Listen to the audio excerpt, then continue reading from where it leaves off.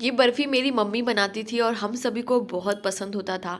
बाजार की सभी मिठाइयाँ एक तरफ और मम्मी के हाथ की बनी ये बर्फ़ी एक तरफ। थोड़ी सी ज़्यादा मीठी होती है लेकिन खाने में बहुत ही ज़्यादा स्वादिष्ट लगती है। एकदम नरम और मुंह में जाते ही घुल जाने वाली। मम्मी से थोड़ा दूर होने के बाद ये बर्फ़ी की याद रोज आए या ना आए, लेकिन मकर संक्रांति यानी खिचड़ी के दिन तो बहुत याद आती थी। मकर संक्रांति पर ये बर्फ़ी जरूर बनाती थी और इस बर्फ़ी के साथ साथ और भी बहुत सारे आइटम घर पे ही बनता था गाँव में, जैसे तिलकुट, बादाम पट्टी, बहुत सारे किस्म का ढूंढा और न जाने क्या क्या घर पे ही बनता था मकर संक्रांति पे। लेकिन ये मावा, चीनी और तिल डालकर बनी हुई बर्फी मुझे बहुत ज्यादा पसंद होती थी। लेकिन जब मैं उनके साथ में थी तब तो कभी गौर से देखा नहीं कि वो कैसे बनाती हैं।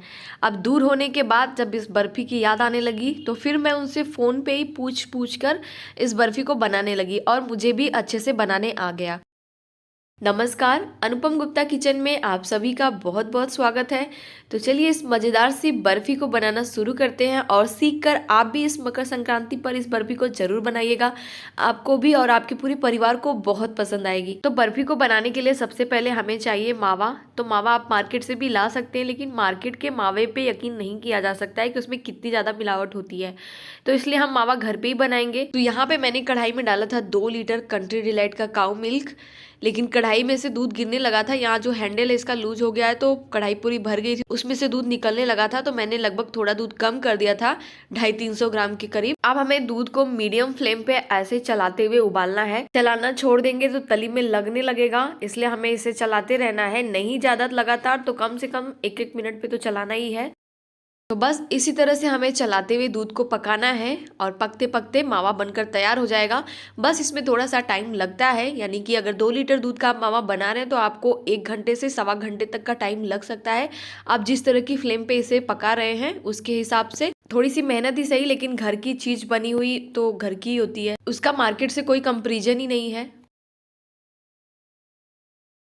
तो यहाँ पे देखिए दूध काफी हद तक गाढ़ा हो गया है, जल्दी मावा बनकर तैयार होने वाला है। तो ये देखिए बिना किसी मिलावट का एकदम शुद्ध घर का मावा बनकर तैयार हो गया।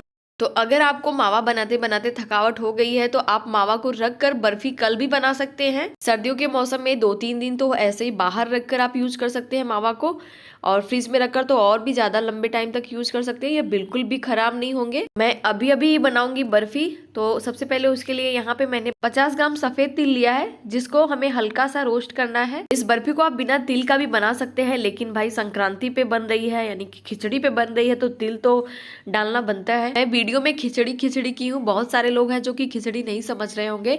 तो मकर संक्रांति के दिन हमारे यहाँ यूपी में जो है खिचड़ी भी बोला जाता है। इस दिन सुबह में जो है लाई, चूरा, ढूंढा, बर्फी, तिलकुट, बादाम पट्टी सारी चीजें खाने के बाद दोपहर के खाने में खिचड़ी बनती है। मतलब खिचड़ी के दिन जो है खाने में खिचड़ी बनती है। तो यहाँ पे देखिए तिल भी बिल्कुल अच्छे से रोस्ट होकर तैयार हो गया है। अब हम इसी पैन में डालेंगे चीनी, 1 कप, 2 कप और 3 कप। चीनी आप थोड़ा सा ऊपर नीचे कम ज्यादा डाल सकते हैं, उसमें कोई बात नहीं है। और इसमें हम डाल देंगे आधा कप के करीब पानी और चीनी को गलने देते हैं।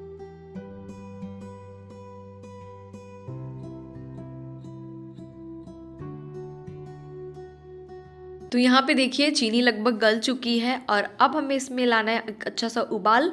और चीनी जब अच्छे से उबलने लगेगी तब उसके बाद हम इसमें डालेंगे मावा। तो यहाँ पे देखिए चीनी पूरी तरह से गल भी गई है और बहुत ही अच्छे से उबल रही है, मतलब एकदम एक चाशनी का रूप ले चुकी है। तो अब यहीं पर इसमें हम डाल देंगे मावा। और मावा को हमें बिल्कुल अच्छे से चाशनी में मिक्स करना है जब तक कि दोनों बिल्कुल एक ना हो जाए, देखने में मतलब अलग अलग ना दिखे कि ये चाशनी है और ये मावा है। तब तक हमें इसे मिलाते ही रहना है। मेरे चैनल पे और भी स्वीट्स रेसिपी की वीडियो हैं, आप चाहें तो उन्हें जाकर देख सकते हैं। तो यहाँ पे देखिए मावा बिल्कुल अच्छे से चाशनी में घुल गया है, लेकिन अभी हमें इसी तरह से पकाना है इसे और चलाते रहना है।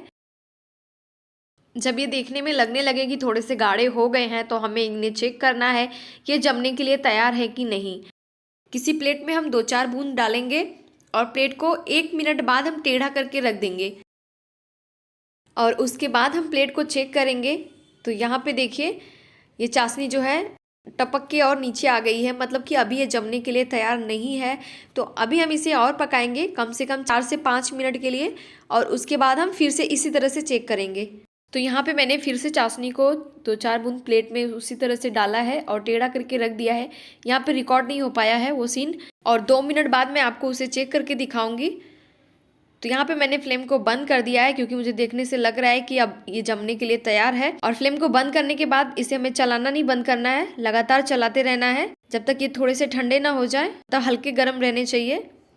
तो यहाँ पे देखिए ये चाशनी जो है जहाँ पे हमने टपकाया था, जिस तरह से जितना डाला था वहीं पे ये टिकी हुई है, ये टपक कर नीचे नहीं आई है, मतलब कि जमने के लिए तैयार है। तो फ्लेम तो हमने बंद कर ही दिया है और अब हमें इसे चलाते रहना है जब तक ये थोड़े से ठंडे ना हो जाए।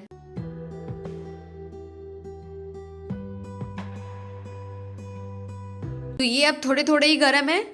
अब हमें इसमें डाल देना है तिल। आप चाहे तो थोड़ा सा तिल बचा सकते हैं ऊपर से गार्निशिंग करने के लिए, और तिल को हमें बिल्कुल अच्छे से इसमें मिला लेना है। और एक चीज मैं नहीं दिखा पाई, आपको जिस भी थाली या बर्तन में इसे सेट करना है उसे आपको पहले से ही अच्छे से तेल या घी लगा लेना है, ताकि जो है बर्फी आसानी से निकल जाए, उसमें चिपके ना। अब हम यहाँ पे इसे इस तेल लगी हुई थाली में ट्रांसफर कर देंगे और ये सब तरफ एक बराबर थाली में आसानी से फैल जाएगा। बस थाली को किसी समतल स्थान पे रखे रहें और जो हमने थोड़ा सा तिल बचाया था उसे इसके ऊपर गार्निश कर देंगे। तिल की वजह से ये बर्फी और भी ज़्यादा खाने में स्वादिष्ट लगती है, तो तिल अगर है तो आप ज़रूर डालें। इस बर्फी को सेट होने के लिए थोड़ा सा ज़्यादा टाइम चाहिए होता है। जैसे मैंने इसे अभी आज शाम को 8 बजे बना के तैयार किया है और अभी बज रहे रात के 11 और ये पूरी तरह से सेट नहीं हुई है, बस हल्के हल्के से टाइट हुई है। तो मैं इसमें बर्फी के शेप का कट लगा लूंगी, ताकि सुबह जो है ये पूरी तरह से अगर सेट हो जाए तो कट लगाने में फिर दिक्कत होगी, इसलिए हम अभी रात में ही कट लगा लेंगे। निकालना नहीं है बर्फी को अभी। इसे हम बाहर रख कर ही सेट करेंगे, फ्रिज में नहीं रखेंगे। बस पूरी रात के लिए इसे हमें ढक कर रख देना है और सुबह इसे हम चेक करेंगे। तो यहाँ पे बज रहे हैं सुबह के 10। भाई इतनी ठंडी है कि सुबह उठना ही नहीं हो पा रहा है। तो ये 10 बजे तक बर्फी जो है बिल्कुल अच्छे से सेट हो चुकी है। फ्रिज में हमने नहीं रखा था, बाहर ही रखा था। और फ्रिज में रखते तो ये जल्दी सेट हो जाती, लेकिन बाहर रखकर सेट करना ज़्यादा अच्छा रहता है। तो चलिए हम सभी बर्फी को फटाफट से निकाल लेते हैं थाली से।